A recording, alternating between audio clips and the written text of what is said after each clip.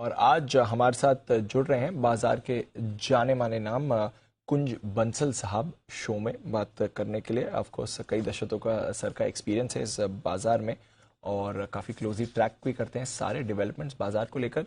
Sir एक तो पहले बहुत बहुत बधाई क्योंकि हैट्रिक लग चुकी है आज निफ्टी के हाई की। बैंक निफ्टी और सेंसेक्स ने भी ये नए हाईज बनाए ही हुए हैं, तो हमारे बाजार बढ़िया मूड माहौल में दिख रहे हैं। ग्लोबली फिर भी थोड़ी सुस्ती है, मंदी की बात है, बाकी चिंताएं चल रही हैं, बट ये जो हमारे बाजारों की आउट परफॉर्मेंस दिख रही है स्पेशली लास्ट फ्यू मंथ्स की, ये ट्रेंड क्या बता रहा है और आगे इस ट्रेंड को बरकरार होते हुए देखते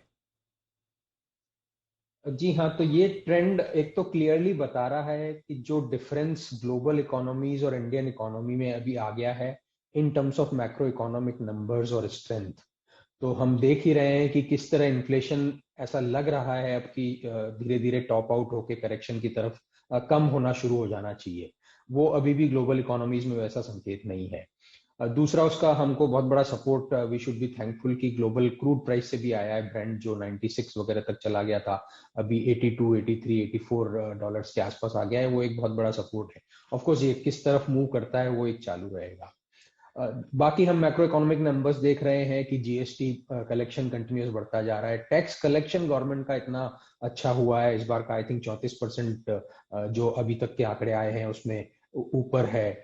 तो ये एक मैक्रो इकोनॉमिक की स्ट्रेंथ दिखा रहा है। उसको सपोर्ट मिल रहा है फॉलिंग कमोडिटी प्राइसेस से। जैसा मैंने कहा कि न सिर्फ ऑयल बल्कि हम पिछले ईयर टू डेट लें, अभी नवंबर पूरा हो रहा है, 11 महीने या 12 महीने भी लें, तो सारे कमोडिटी प्राइसेस करेक्ट हुए हैं। पाम ऑयल जो एक बहुत बड़ा कंट्रीब्यूटर है रॉ मटेरियल की कॉस्ट में, सभी डिफरेंट इंडस्ट्रीज के कंपोजिशन में, स्पेशली एफएमसीजी में। फिर सारे मेटल प्राइसेस करेक्ट हुए हैं। स्टील, निकल, एल्यूमिनियम, जिंक, आई थिंक निकल या टिन, दो में से एक करेक्ट नहीं हुआ है, बट करीब करीब सारे 15 से 20% करेक्ट हुए हैं। तो उनका इम्पैक्ट धीरे धीरे सीक्वेंशियली दिसंबर क्वार्टर में कंपनीज के मार्जिन इंप्रूवमेंट में दिखने को मिलेगा। किसी किसी कंपनी की थोड़ी सी हाई कॉस्ट इन्वेंट्री अभी भी है, तो दिसंबर नहीं तो मार्च क्वार्टर में तो सर्टेनली देखने को मिलेगा। तो उस वजह से मुझे लगता है कि एक मैक्रो इकोनॉमी की स्ट्रेंथ है जो हमारे मार्केट थोड़ा सा थोड़ा नहीं बल्कि बहुत ज्यादा ग्लोबल मार्केट से अलग चल रहे हैं। और इस स्ट्रेंथ की डिफरेंस की वजह से ही ग्लोबल पैसा भी फिर से जो बीच में काफी बाहर गया था 10-11 महीने, फिर पॉजिटिव हुआ, अभी थोड़ा सा थोड़े दिन पहले फिर नेगेटिव था, अभी फिर से पॉजिटिव इनफ्लोस टर्न हो गए हैं।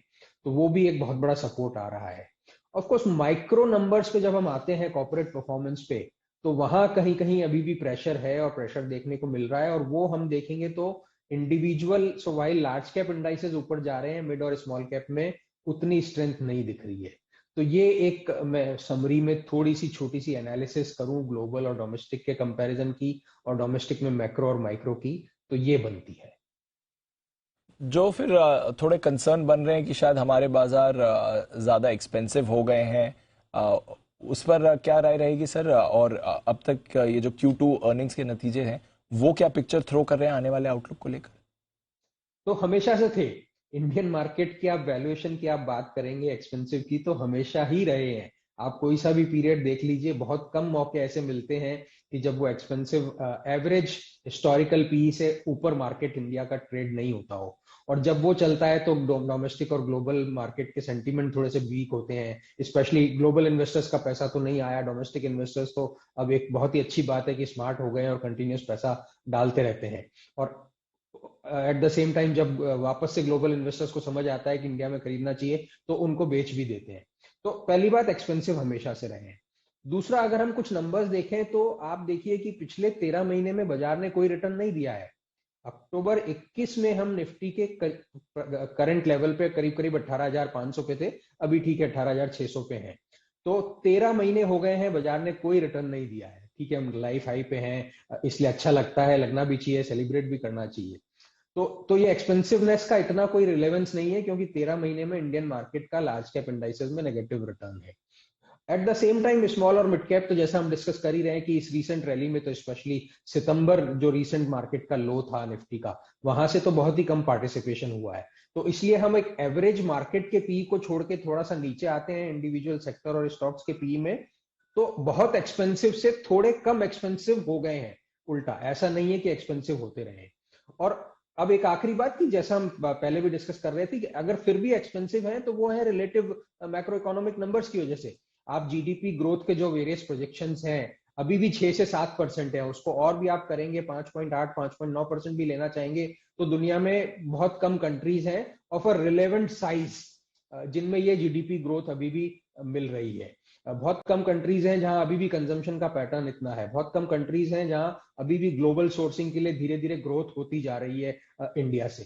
तो ये सब नंबर्स हैं जिनकी वजह से इंडियन मार्केट एक्सपेंसिव रहेगा। कोई इस बहुत लंबी इंतजार में रहे कि नहीं इंडियन मार्केट सस्ता आ जाएगा, तो इवेंट बेस्ड होते हैं। जैसा हमने देखा मार्च 2020 में कोरोना की वजह से बहुत शार्प करेक्शन हो गया है।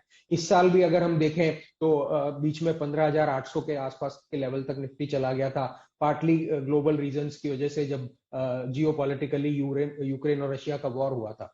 तो ऐसे इवेंट मिलेंगे तब आपको हिंदुस्तान मार्केट बहुत शॉर्ट पीरियड के लिए सस्ता मिल सकता है, बट अदरवाइज एक्सपेंसिव ही रहता है। चलिए, तो उसकी तो कोई परेशानी नहीं है। इनफैक्ट जो आपने ये पॉइंट मेक किया सर कि लार्ज कैप्स या फिर कुछ बड़े स्टॉक्स का ज्यादा पार्टिसिपेशन रहा है, स्मॉल और मिड कैप्स में उतना एक्शन नहीं आया है, तो क्या अब ये समय आ रहा है कि थोड़ा broader market small cap mid cap stocks में मूवमेंट आ सके, और अगर हाँ तो आपकी कहां पर नजर रहेगी?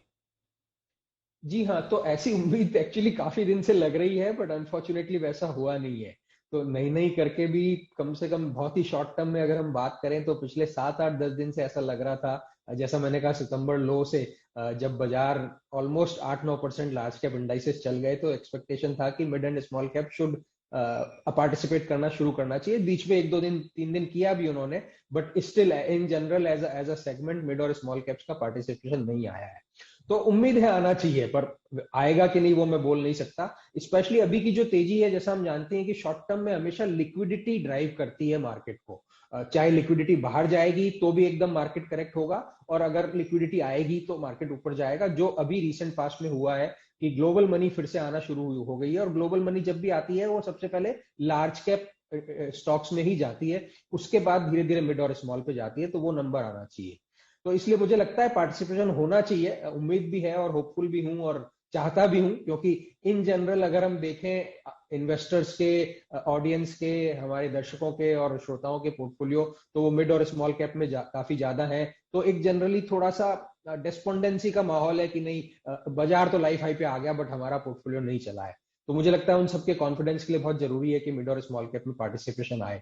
कहां पे आएगा आपने पूछा, मुझे लगता है कि धीरे धीरे आईटी सेक्टर में हम ऑलरेडी देख रहे हैं थोड़ी स्ट्रेंथ, तो लार्ज कैप के अलावा मिड कैप स्टॉक्स में मुझे लगता है आईटी सेक्टर में अच्छी बाइंग आनी चाहिए। मिड कैप में मुझे अगर हम मीडियम टर्म लेंगे तो इन एनी केस जिस हिसाब से नंबर्स रहे हैं, ऑफ कोर्स नोन प्रेशर्स हैं, थोड़ा सा एट्रिशन के, थोड़ा सा एम्प्लॉई हाइक, कॉस्ट हाइक के, वो सब धीरे धीरे बिल्ड इन हो गए हैं, जो 25 30% करेक्शन इन स्टॉक्स में हुआ है। और दूसरा ऑटो एंसिलरी मिड कैप्स में मुझे लगता है इंटरेस्ट आना चाहिए। ऑटो और आईटी, यहां पर आपको मूवमेंट दिख सकता है, क्या अवॉइड करना है सर? तो मुझे लगता है अभी भी मेटल्स एक सेक्टर है जहां पे खाली ट्रेडर्स के लिए एक अपॉर्चुनिटी हो सकती है, जो प्योरली टेक्निकल्स को अच्छे से समझते हैं, अपने ट्रिगर्स और स्टॉप लॉस को समझते हैं और उनको फॉलो करते हैं। अदरवाइज एक सस्टेन्ड मीडियम टर्म रिटर्न मुझे अगर मेटल सेक्टर में आता हुआ दिखे ऐसा नहीं लगता है। और सेम मैं कहूंगा ऑयल सेक्टर और ऑयल स्टॉक्स के लिए भी, जिस हिसाब से ग्लोबली क्रूड प्राइस करेक्ट हो रहे हैं, तो मुझे लगता है वहां भी ट्रेडर्स के लिए फिर से अपॉर्चुनिटी रह सकती है, बट मीडियम टर्म इन्वेस्टर्स के लिए अभी अवॉइडेबल सेक्टर्स है। तो अवॉइड ऑयल एंड गैस और metals, commodity place basically avoid है, बट आईटी पर रखिए नजर, ये रेडार पर है। ऑटोज, स्पेशली ऑटो एंसिलरीज, यहाँ पर आपको एक्शन बन सकता है। बहुत बहुत शुक्रिया शुक्रिया सर, आज सुबह अपना वक्त देने के लिए और बाजार पर अपनी राय हमारे साथ शेयर करने के लिए। ये है कुंज बंसल साहब का मार्केट आउटलुक।